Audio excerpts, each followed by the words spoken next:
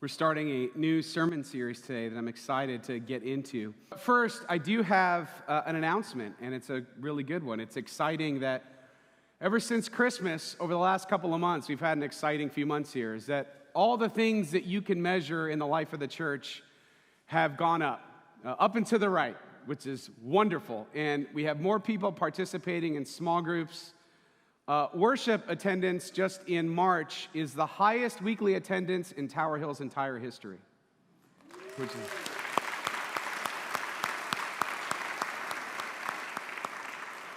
hundreds of kids involved in Sunday school and youth group, and it's really been, for those who've been here the whole 10 years that I've been here, you know what a journey it's been. And to see this happening. And in fact, I would say one of the reasons this is happening, and some of you could testify to this, is I believe firmly that in my lifetime, there's going to be no greater opportunity to reach people for Jesus than right now. And the reason is, you just take a look at the world and how everything's kind of unraveling and in people's lives. And of course, we all have PTSD from the pandemic. And it's like we realize that these foundations we've built our life on are missing something, missing a relationship with God. And I hope that Tower Hill's a place that we could show people, we could point to Jesus and say, here he is, and here's the answer that you've been looking for. And it's all going to be okay because you have him with you. So to that end, listen, growth is a wonderful problem to have, but it does have its challenges. I know every church wants this problem. But for instance, we do need more hands on deck on our staff, and we're working on hopefully bringing on another associate pastor, keeping Teresa, but adding another full-time pastor as well. Hopefully there'll be some announcements to that end soon. And also, we're really pushing the limits of our building. So just like an old home, 1952, churches and church buildings have a lot of issues over the years, and also they weren't designed to do what we want them to do today.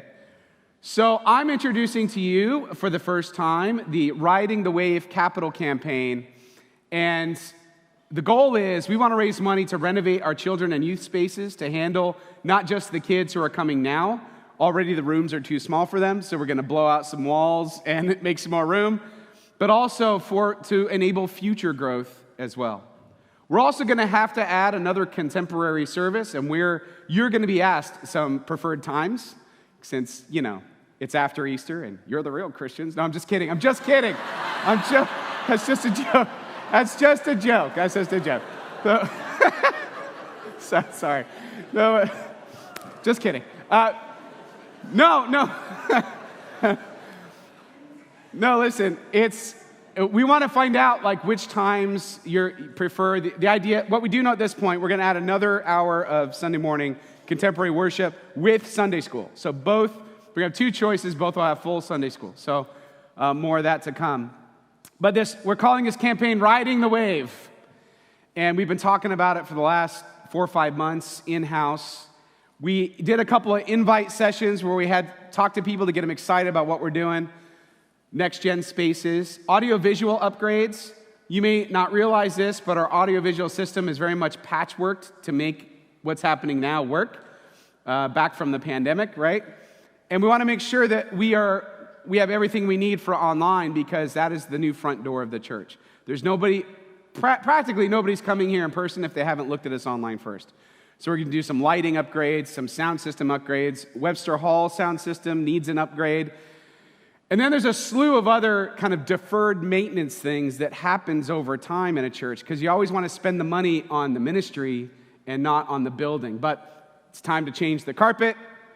We need to paint in here. This hasn't been painted in about 30 years. The outside, I know you've noticed, hasn't been painted in its entire lifetime. Yeah. Parking lot's getting a little rough. We're going to need to reseal that thing. And I know some of those aren't really glamorous, but really important things we need to keep everything going. And we hope to do a lot of the work this summer. So here, the all-in total, and you'll hear more about how it breaks down in the next couple of weeks, is $520,000 to do absolutely everything that we want to do. Now, I know that's a lot of money. It's not as much as we raised about 7 years ago when we modified the sanctuary to handle contemporary worship. And it worked. So we're hoping that God is going to show up in the same way. But here's the great news. Because of our early conversations that we've had with people about the campaign, we've already raised, from their gifts and what we already had reserved for renovations, about $326,000 has already been raised. No, excuse me, $362,000 has already been raised. So we only need $158,000 left for the whole $520,000. And this is where we're inviting all of you to participate. So you're going to be hearing about how you can give. I just want to encourage you, not everybody's in a place where you feel like you can give a lot. Literally every little bit is going to help to make this happen. And then you'll be able to participate in this incredible thing that we're experiencing. And listen, you make hay when it's sunny. I have no idea how long this is going to last. But I just want to make the most of it. And let's take a big swing of faith and hopefully move forward. So inviting you to participate in that. You'll hear more about that as we go. But all very exciting. But it's funny because I have pastor friends who are just like, yeah, tough problems, boo-hoo. You got to... All right, new sermon series today that I'm excited about, as it's been a while since we've done an Old Testament one, and I wanted to look at the life of Moses and how his life helps us understand how to walk in our faith. I'm calling it, This is the Way. Any Mandalorian fans out there? Anyone? Okay, 4 of you. Good. Everyone else, you're a geek. You just don't want to admit it. Man, listen, if you have kids and grandkids, you're going to want to pay attention so you can speak Mandalorian show to them. They're going to be blown away. In the Mandalorian, what? But this is the way. It's how do we discover our life of faith, the pathway that we're to walk through the life of Moses. That's where we're spending the next few weeks on this journey together. Jesus said many things that were so profoundly important and life-changing, but one of them was when his disciples didn't know what was going on. He said, you're coming the way I'm going. You can't go now, but you're going to come later. And they're like, what way are you talking about? And Jesus answered, I am the way, the truth, and the life. And no one comes to the Father except through me. Now, this passage, as you might imagine, spawned about 1 billion sermons and could spawn 1 billion more. But I just want to focus on one part of this statement. The idea of Jesus being the way. I was thinking about this. A way is necessarily something that you walk. Little Aerosmith. Walk this way. Or Run DMC, equally. That was a great remake. Walking in a way means you walk in a way. In other words, I can know everything there is to know about a way. I could go up. I recently hiked up at the Twin Lights. I love those paths up there. And I went up there and I had the little map and everything. And it occurred to me, I could study that map and never go on the hike. I can know where every turn is. I can know the elevation. I can know how long it is. I can know all sorts of stuff. Doesn't mean that I'm going to walk it. And I feel like this is one of the biggest challenges in modern day Christianity. Is a lot of people, they know the way, but it's not the same thing as walking it. Okay, come on, friends. What do we learn from The Mandalorian? It's okay. I'm not going to spend forever on this. All you non-watch, it's okay. You're going to be all right. What do we learn? We learn that agreeing with the way and walking the way are two different things. So I'm going to say this to you about faith. Believing in a way and walking a way are two different things. But I always need examples. Like, what does it look like from my life? And that's where I think Moses' story helps us. Because I need to see what's in front of me. I don't often see what's in front of me. Little story from our trip last week. We did a little college tour. It was great. Did a big road trip. And we were it was like day 7, okay, of the road trip. Back seat smells a little weird. Everyone's a little testy.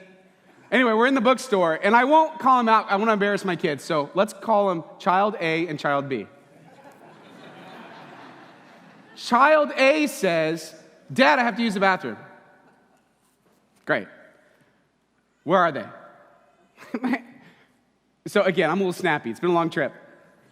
And what I want to say doesn't come out. It's like, I'm new in this store too. I have no idea. But I look over and I see the ladies' restroom. It's marked ladies' restroom. I'm like, oh, I think it's over that way. Okay, great. 20 seconds later, I don't see it. What? All right, maybe it's in another part of the store. So I go to Child B. Child B, will you please help Child A go find the bathroom? Sure. Child B comes back 20 seconds later. It was right there. It was literally right in front, like it could not have been any more right in front of him. And then but now before I was too hard on Child A, I started thinking, I do this all the time. Karen's like, oh, will you go get that thing in the closet? Yeah, sure. I don't see it. Very patiently, she gets up with a big smile. Comes over. Oh, you mean this thing? Right here. It was right in front of you. It couldn't be any more in front of you. So maybe Child A comes by it honestly. But I was thinking about this in our spiritual lives. How many times has God been at work in my life and I just simply have not seen it there? Either I'm not paying attention, or I didn't listen, or I'm kind of like in my own head and I'm not observing what God is doing all around me. I believe God is doing things in our lives that we just can't even imagine. And He's changing things and He's choreographing things and He's making things come alive. And we're just like, so maybe this look at Moses' life will help you envision what it looks like in your life. So what do we know about Moses? Well, we know a lot. And some of you were raised in church and you might know everything there is to know about Moses. Tradition holds he wrote the first 5 books of the Old Testament. And we think about Moses and we think about big miracles, right? We think about the parting of the Red Sea and the burning bush and the plagues and the wilderness and the manna in the desert and the quail and the 10 Commandments and all this big, big stuff. Walter Brueggemann, in his book, Reverberations of Faith, I just thought he'd just put it very precisely, said that Moses is the human agent that God used to enact in the historical arena the founding miraculous narrative events of Israel. Some of you, when I say Moses, you think Chuck Heston. Let my people go. Oh. That's not a very good Charlton Heston, but maybe you think that. Or maybe, more recently, Val Kilmer's voice, 1998, Prince of Egypt. Yeah, I know some of you. Oh, I do. You might have a lot of, because Moses is so familiar, you might have a lot of ideas of who Moses is already. But I want to invite you over the next few weeks to shed your preconceived notions about Moses and to remember that he's a human being with doubts, with fears, with mistakes, big mistakes. Sometimes great faith, incredible faith. Sometimes great courage. Sometimes he's a coward. Sometimes he does the right thing, and it's amazing. And sometimes he does the wrong thing. Moses, I know we revere him as this huge figure in the Old Testament, but he was a human being, just like us. I think we have a lot to learn from how he navigated all that stuff. So let's get into it. We're going to read a lot of scripture in this to get you familiar with the story, mostly through Exodus. So here's Exodus beginning in chapter 1. Then a new king to whom Joseph meant nothing came to power in Egypt. Look, he said to his people, the Israelites have become far too numerous for us. Come, we must deal shrewdly with them, or they will become even more numerous. And if war breaks out, we'll join our enemies, fight against us, and leave the country. So they put slave masters over them to oppress them with forced labor. And they built Pithom and Ramesses as stone cities for Pharaoh. But the more they were oppressed, the more they multiplied and spread. So the Egyptians came to dread the Israelites and worked them ruthlessly. And yet, even as we're setting the stage here, even in the face of this oppression, we see something kind of amazing happening in between the lines.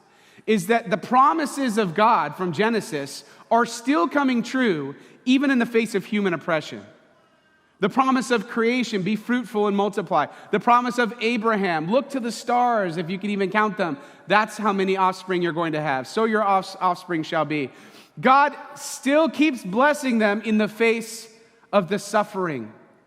And I know there's a whole other topic that we're not going to broach here, but a whole other topic is, why does God allow anything bad ever to happen if God is so good? Why is there evil?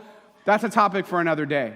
But hang with me here in that even through life's biggest sufferings, you will find underneath it all the blessings of God still, because he has promised to give you hope in the future, promised to prosper and not to harm you. Even in life's worst circumstances, we could still mine the blessings that God is giving. Let's keep going. They made their lives bitter with harsh labor in brick and mortar and with all kinds of work in the fields. In all their harsh labor, the Egyptians worked them ruthlessly.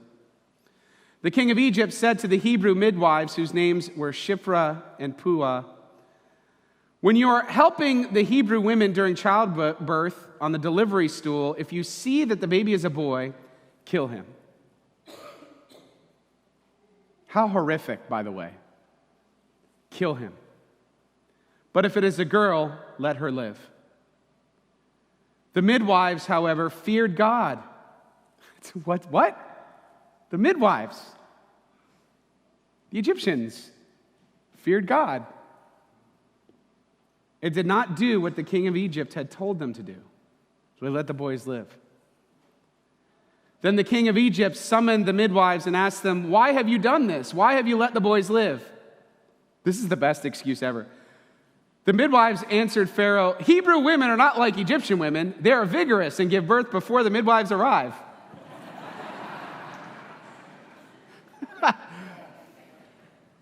Good one.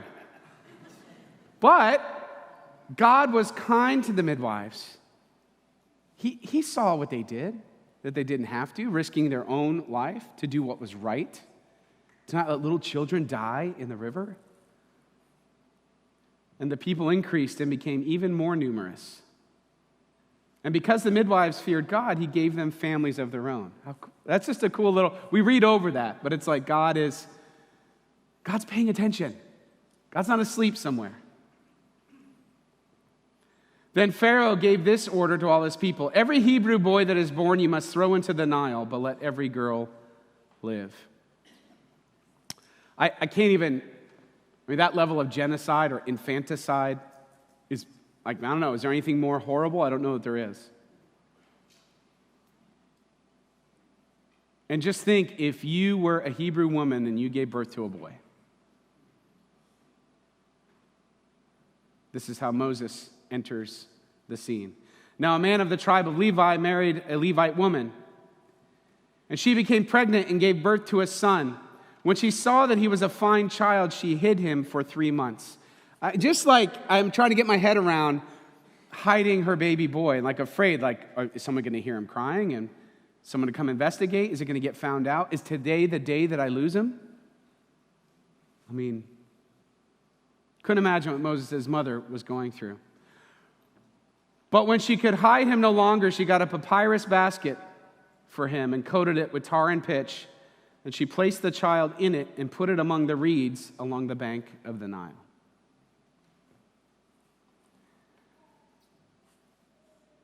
This was the only possible way in her mind, to let him float along that wild river and pray that someone took mercy on him and found him, took care of him. Otherwise, she was going to lose him. I mean, my gosh, I'm just, as a parent, I can't get my head around that moment for her. Her sister stood at a distance to see what would happen to him. Then Pharaoh's daughter went down to the Nile to bathe, and her attendants were walking along the riverbank. She saw the basket among the reeds and sent her female slave to get it. She opened it and saw the baby. He was crying, and she felt sorry for him. This is one of the Hebrew babies, she said. Pharaoh's daughter, this is one of the Hebrew babies. She knew what she was supposed to do, to take that basket and knock it over and not let the baby live. Watch what Pharaoh's own daughter does. Then his sister asked Pharaoh's daughter, "Shall I go and get one of the Hebrew women to nurse the baby for you?" "Yes, go," she answered. So the girl went and got the baby's mother. Pharaoh's daughter said to her, "Take this baby and nurse him for me, and I will pay you." I imagine her joy. Moses' mother gets summoned to come nurse her baby. She never thought she'd see her baby again. More than that, I'm going to pay you to do it. Oftentimes in our lives, all we can see are the things that are going wrong. And I'm the same way. Absolutely. It's just like when you're in the face of pain, you're just thinking about how to get out of the pain. But if you're able to look just a little bit harder, a little bit deeper, you'll find that there are blessings happening that you don't even see coming. Sometimes we notice them, and sometimes we're, I don't see anything. But they're there. Amazing, right? Okay, now watch the next thing. When the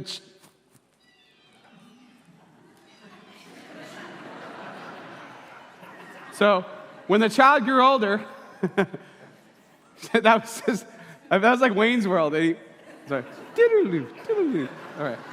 When the child grew older, she took him to Pharaoh's daughter, and he became her son. Moses became Pharaoh's son. She named him Moses, saying, "I drew him out of the water." That's because Moses in Hebrew sounds like the word to draw out water. And we think of water and we think of Moses all the time, don't we? Think of parting of the Red Sea and water from the rock and all foreshadowing to the living water of Jesus Christ. But let's pause for a minute and let's just take a look real quick at how does Moses show us how to walk the way? How does he do that? How do the circumstances of his early life show us how to do that? And I think one of the first things that we see is that God is the hero of the story.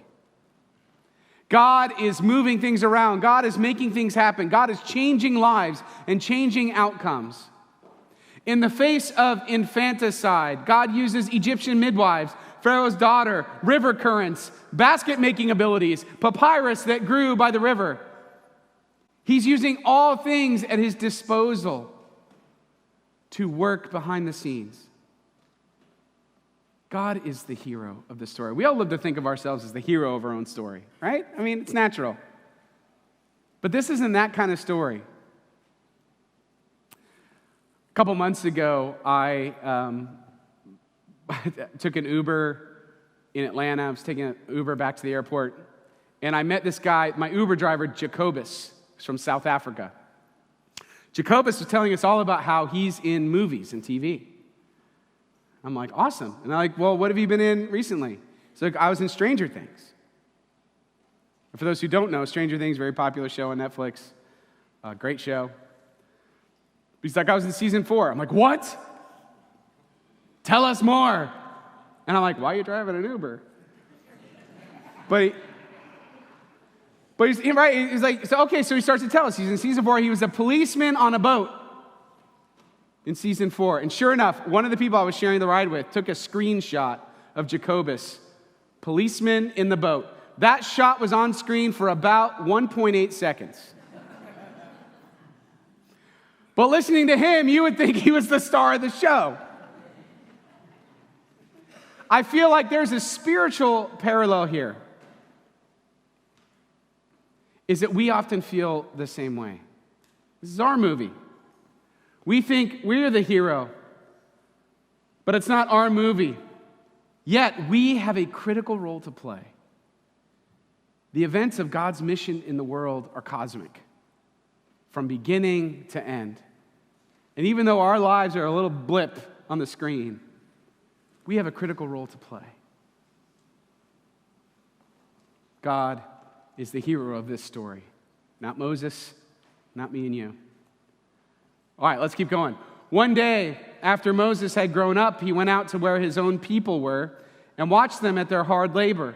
He saw an Egyptian beating a Hebrew, one of his own people. Looking this way and that and seeing no one, he killed the Egyptian and hid him in the sand. In the words of Ron Burgundy, that escalated quickly. Brick killed a guy. That's right. Moses kills this guy. Buries him in the sand. Wait, I thought he was like the hero. I thought he was like this big person of faith that I could never be like. You probably have never done that. I don't know, but you probably haven't. When Pharaoh heard of this, he tried to kill Moses, but Moses fled from Pharaoh and went to live in Midian, where he sat down by a well. So how does Moses teach us through this? Is that your sin does not disqualify you from walking the way. It is not a disqualification. In fact, it's a prerequisite. It's the reason that we need a Savior. Sin does not stop you from walking the way. And that's the thing, we all disqualify ourselves and we do it really easy. Oh, I just couldn't read my Bible. Oh, well, I'm not a very good Christian. Might as well give up on everything. Nonsense. Your sin does not disqualify you. Your past does not disqualify you. It is what it is. There are consequences of your sin, and there are big-time consequences for Moses' life. But God still used him. I mean, he took a major detour to Midian, out to the wilderness. He lived a whole other life. He got married. He had a whole other life out there. But God even used that life and leveraged it so that Moses would learn things he would need later. He went out there and he became a shepherd. You think that might have served him well, 40 years in the wilderness? Yeah. I don't think it's what God wanted for him, but God used it to help him walk the way of faith. It's like you and I, right? I often find that when I make big mistakes, and there are consequences for sure, God forgives me. But even as I'm rehabbing through the consequences, God's using that to prepare me for what's next. Sometimes I find I've gone further down the way of faith after the mistakes than the successes. Because I'm willing to listen to God and be like, here I am, fix me. Bottom line is, God is not shocked by our sin. If we ask forgiveness, he will often leverage our painful mistakes for his glory. Romans 8:28 says this, and we know that in all things God works for the good of those who love him, who have been called according to his purpose. So, Moses is out in the wilderness, tending the flock of Jethro, his father-in-law. One of my favorite biblical names, Jethro. The priest of Midian, and he led the flock to the far side of the wilderness and came to Horeb, the mountain of God. Horeb is also known as Mount Sinai, same mountain. There the angel of the Lord appeared to him in flames of fire from within a bush. Moses saw that though the bush was on fire, it did not burn up. So Moses thought, I will go over and see this strange sight. I love how the Bible, I will go over and see this strange sight. It's like the Hall of Presidents. Welcome to the Hall of Presidents. Anyway, why the bush does not burn up. When the Lord saw that he had gone over to look, God called him from within the bush, Moses, Moses. And Moses said, here I am. Do not come any closer, God said. Take off your sandals, for the place where you are standing is holy ground. Then he said, I am the God of your father, the God of Abraham, the God of Isaac, and the God of Jacob. At this, Moses hid his face because he was afraid to look at God. And then Moses receives his mission. God tells him, go, I am sending you to Pharaoh to bring my people, the Israelites, out of Egypt. But Moses said to God, who am I that I should go to Pharaoh and bring the Israelites out of Egypt? And God said, I will be with you. And this will be the sign to you that is I who have sent you. When you have brought the people out of Egypt, you will worship God on this mountain. Moses said to God, suppose I go to the Israelites and say to them, the God of your fathers has sent me to you. And they ask me, what is his name? Then what shall I tell them? God said to Moses, I am who I am. This is what you are to say to the Israelites. I am has sent me to you. Again, a million sermons on what that means. But just think about it relationally. God isn't inviting Moses into a religion.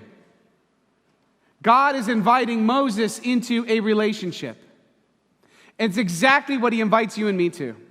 He's not inviting us into some sort of religious systems of check marks we have to hit. He wants a relationship. We are on a first name basis with God, which should blow your mind that that's been offered to us because we've been forgiven of that sin.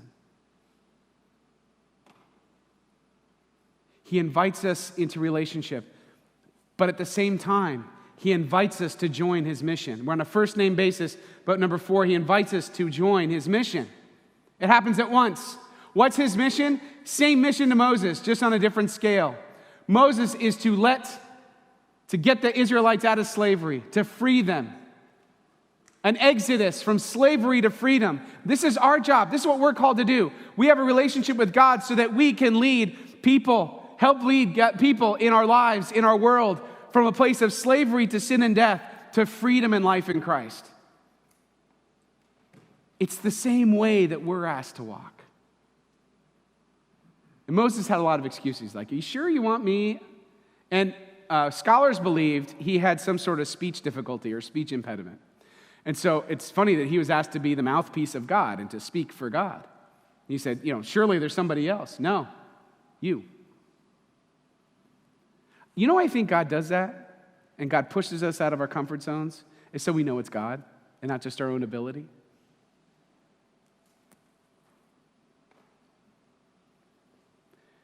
Jesus answered, I am the way, the truth, and the life. No one comes to the Father except through me. So my question to you is, are you walking in it? Are you walking this way?